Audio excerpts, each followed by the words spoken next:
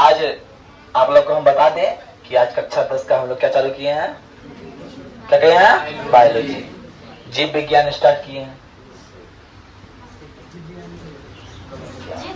है ना। अब इसमें पहला चीज है कि जैव प्रक्रम। क्या चीज है, जैव प्रक्रम। सर जैव प्रक्रम होता क्या है? जो पहला चैप्टर है भारतीय भवन में, वो उसका नाम है जैव प्रक्रम और पोषण। लेकिन एनसीईआरटी जब तुम पढ़ोगे तो जैव प्रक्रम ही एक चैप्टर है, और जैव प्रक्रम के अंतर्गत 4 चैप्टर पढ़ना पड़ेगा, और भारतीय भवन सब अलग अलग है, समझ बात ना। तो हम लोग जो पढ़ेंगे दोनों को फॉलो करके पढ़ते हैं। हम लोग भारतीय भवन पढ़ते हैं लेकिन फॉलो करते हैं एनसीईआरटी को, ठीक है, ध्यान समझिएगा। तो पहला बात, जैव प्रक्रम होता क्या है सर?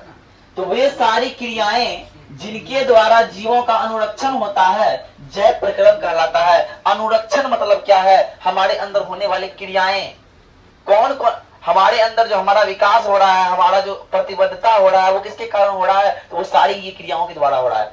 पोषण के द्वारा, शोषण के द्वारा, परिवहन के, उत्सर्जन के द्वारा। अगर इनमें से कोई एक काम बंद हो जाए तो इंसान का जिंदा रहना पॉसिबल नहीं है, जीवों का जिंदा रहना पॉसिबल नहीं है। पोषण मतलब क्या? तो समझ लो, सीधा भाषा में पहले शब्द को समझाते हैं। पोषण, कोई खाना को खा लिए, वो बॉडी में लग रहा है, इसका मतलब हो गया पोषण। ऑक्सीजन लिए, ऑक्सीजन पूरा शरीर में फैल रहा है, इधर उधर जा रहा है, खून के द्वारा पूरा बॉडी में फैल रहा है, ये हो गया श्वसन। अब परिवहन, अब वही ऑक्सीजन लिए, ब्लड है और सबसे चीज है, इसको यहां से वहां तक ले जाने में जो काम रास्ता बना हुआ है। परिवहन मतलब क्या होता है? तुम लोग गाड़ी चलती है, परिवहन है क्या ना। यहाँ पे भी कोई परिवहन क्या है बॉडी के अंदर, यहां से ले, अब कोई चीज यहाँ है, यहां से उसको वहां ले जाना है, तो रास्ता चाहिए ना, चाहिए ना रास्ता, वो यात्रा तय करता है, वो हो गया परिवहन। उत्सर्जन क्या हो गया? हम बहुत कुछ खाएं पिए, जो पौष्टिक चीज हमारे बॉडी में लग गया और जो अपशिष्ट है हमारे शरीर से बाहर निकलता है मलाशय के द्वारा, है कि ना, निकलता है कि नहीं, और खाना पेशाब के द्वारा निकल जाता है बॉडी से बाहर, तो ये हो गया उत्सर्जन, है कि ना। अब आते हैं सर पोषण क्या है? तो पोषण के बारे में देखिए। पोषण वह विधि है जिसके द्वारा जीव पोषक तत्व को ग्रहण कर उसका उपयोग करता है। हम क्या किए? दूध पिए, दूध में पानी भी मिला हुआ है। बोला तो दूध में पानी कहाँ मिला हुआ है? कोई बोलेगा अरे दूध में पानी मिला रहता है, और पानी में फैट मिलाता है, वही दूध हो गया, ठीक है। अब अधिक मात्रा में पानी मिला होगा तो बेसी वो बहुत टेस्टलेस हो जाएगा, वो बात अलग है, लेकिन दूध में पानी मिला रहता है, ठीक है। बिना पानी के दूध पॉसिबल नहीं है। तो सर गाय जब हम दुहे दूध का हम पानी कहाँ डालें? तो गाय के अंदर से ही दूध में पानी मिला हुआ निकलता है, ठीक है। अब आते हैं, तो हम क्या किए? दूध खाएं, दूध में था कैल्शियम, तो चले गया मेरा हड्डी को लग गया। अब जो पानी था कुछ जो है उपयोग लग गया, और जो अपशिष्ट हुआ निकल गया शरीर से, आई बात समझ में। तो वही काम कर रहा है पोषण। पोषण क्या कर रहा है? कुछ को ग्रहण करता है, और ग्रहण करने उसका उपयोग कर लेता है, वो हो गया पोषण, और जो बाहर निकालता है वो हो गया उत्सर्जन, आई बात समझ में। तो सर पोषण ऐसे करते हैं। तो जीवों में पोषण की 2 विधि होती है। जो जीव है, जितने जीव हैं, क्या पेड़ पौधे जीव हैं? हाँ जीव है। कीड़ा मकोड़ा जीव है, तो वो भी जीव है। इंसान जीव है, तो इंसान तो जीव नहीं है, चलो इंसान भी जीव है। लक्ष्मी पक्का जीव नहीं है तो वो जीव है, ये ना खाली हंसते रहती है, इसका मतलब वो भी जीव है, हंस रही है, इसका मतलब जीव है। चलो अब आते हैं, जीवों में पोषण की 2 विधि होती है। एक होता है ऑटोट्रोपिक, एक होता है हेटेरोट्रोपिक, जिसको हिंदी में बोलते हैं स्वपोषण और परपोषण। क्या बोलते हैं? स्वपोषण और परपोषण। स्व मतलब स्वयं से, पर मतलब दूसरों से। ध्यान समझिए, इसका शब्द में ही अर्थ छिपा हुआ है। स्व मतलब स्वयं, पर मतलब पराया। स्व मतलब स्वयं, पर मतलब पराया। तो अब बोला स्वपोषण बोल रहा है, तो स्वपोषण को बोलते हैं ऑटो, अपने आप, अपने लिए, समझ रहे हो ना। तो ऐसा जीव जो भोजन के लिए स्वयं पर निर्भर हो, उसको किसी की आवश्यकता नहीं पड़े।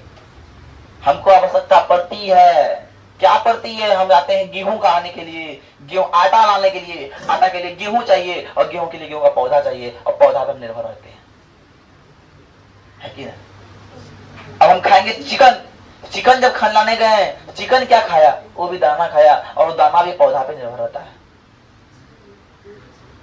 मतलब जो किसी पे निर्भर नहीं रहता कौन है? तो तो पेड़ पौधा किसी पर निर्भर है?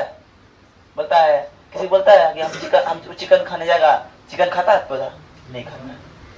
किसी पर निर्भर रहता है? नहीं रहता है। तो मतलब जो किसी पर निर्भर नहीं हो। तो ध्यान समझिए, ऐसा जीव जो भोजन के लिए अन्य जीवों पर निर्भर ना होकर अपना भोजन स्वयं संश्लेषित कर लेता है, अपना भोजन स्वयं संश्लेषित कर लेता है। पेड़ पौधा क्या करता है? अपना भोजन स्वयं संश्लेषित करता है। जड़ से लिया, खाद लेके पत्ता ले लिया, ले जाके पत्ता को दिया, जाइलम फ्लोएम क्या करता है? वो पत्ता बनाया खाना, जाइलम फ्लोएम अपना काम करता है बांटने का। बांटते रहो। बताएंगे जाइलम क्या होता है, फ्लोएम क्या होता है, पूरा चीज पढ़ाएंगे। 9th में से पढ़ाए हैं, जाइलम फ्लोएम क्या होता है 9th में पढ़ा चुके हैं, फिर यहाँ पढ़ाएंगे। जितना बड़ा जाइलम फ्लोएम 9th में था, उससे छोटा भाग है 10th में मात्र। सोचो पहले, समझा ना? तो वैसा जीव जो अपना भोजन स्वयं बनाता है, किसी पर निर्भर नहीं करता, वे स्वपोषी कहलाते हैं। और सभी हरे पेड़ पौधे स्वपोषी हैं। वो अपना भोजन के लिए किसी पर निर्भर नहीं रहता। वो नहीं बोलता है कमर को कि रे कमर हमको जाओ कुछ खाने के लिए ला के दो। ये बोला है पेड़ पौधा तुमको? नहीं बोला है, वो खुद खाना बना लिया है। लेकिन पर पोषण क्या होता है? पर पोषण क्या होता है? हेटेरोट्रोपिक क्या होता है? वो दूसरों पर निर्भर होता है। पोषण की वह प्रक्रिया या वो विधि जिसमें जीव भोजन के लिए किसी न किसी रूप से अन्य जीवों पर निर्भर रहता है, पर पोषण कहलाता है। वास्तविकता बात है, हम परजीवी हैं। हम क्या हैं? हम क्या हैं? परपोषी जीव हैं। हम क्या हैं? परपोषी जीव हैं। हम किसी न किसी रूप से किसी पर निर्भर हैं। हमको दूध चाहिए तो हम गाय पे निर्भर हैं। गाय फिर घास खाती है, घास पौधा से आता है। हमको आटा चाहिए, हम गेहूं पे निर्भर है, गेहूं पौधा खाता है, पौधा पे निर्भर है। एक लॉजिकल बात है कि परपोषी जितने भी जीव हैं, परपोषी जितने भी जीव हैं प्रेम कुमार, वो किसी न किसी रूप से पौधे पे निर्भर है कि नहीं? किसी न किसी रूप से निर्भर है। तो बोला भैया ठीक है, आप इतना बात बोल दिए, हम बात मान गए। तो फिर बोलता है चलिए, बहुत सा जीव है जो कचरे खाता है, खा लिया।